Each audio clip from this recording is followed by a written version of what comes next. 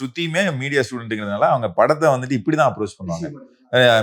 மனைவியா பாக்குறத விட இந்த கதை நல்லா இருக்கு, இந்த சீன் நல்லா இருக்கு, நான் சிஜி படிக்கிறேன்னு உட்காந்து சிஜி எல்லாம் படிச்சுட்டு இருந்தாங்க. அவங்களுக்கு அதுலதான் பயங்கர இன்ட்ரெஸ்ட், டெக்னிக்கலா இதுலதான் இன்ட்ரெஸ்டடே ஒழிய இந்த மாதிரி பெருசா இது பண்ண மாட்டாங்க அவங்க.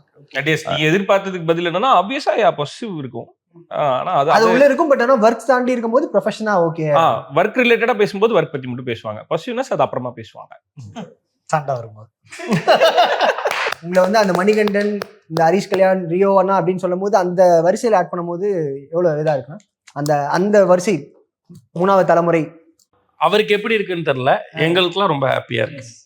எங்களுக்குலாம் அந்த வரிசையில தான் வருங்கிறது தான். அதை இன்னும் கூட சத்தமாக சொல்லணும்னு தோணும். எப்பயுமே எனக்கு தோணும். அதை இப்போ நீங்கள்லாம் சொல்லும்போது அது இன்னும் சந்தோஷம். எவ்வளோ ஹாப்பியா இருக்குன்னா பார்க்கும்போது ஹாப்பியா இருக்கும். மீன் அது ஒரு பெரிய டிராவல்ல. ஸோ அந்த டிராவல்ல இவ்வளோ தூரம் வந்திருக்கோம் அப்படின்றது பார்க்கும்போது ஹாப்பியா இருக்கும். ஆனால் அங்கே நின்று ரசிக்கிறதுக்கு நேரம் இல்லை. ஏன்னா அதுக்கப்புறம் நிறைய வேலை இருக்கு. ஸோ அதனால அது அங்கே இருந்துட்டு ஒரு மாதிரி ஹாப்பியா இருக்கு, ஜாலியா இருக்கு அப்படின்ட்டு இவங்களோட பேசிட்டு அதோட அவ்வளோதான். அடுத்த ஒர்க்குக்கு போயிடுறோம். நான் எதிர்பார்த்து வேலை பார்க்கறது வேற சில விஷயங்களுக்கு. ஸோ அதை நான் ஹாப்பியா பண்றேன்.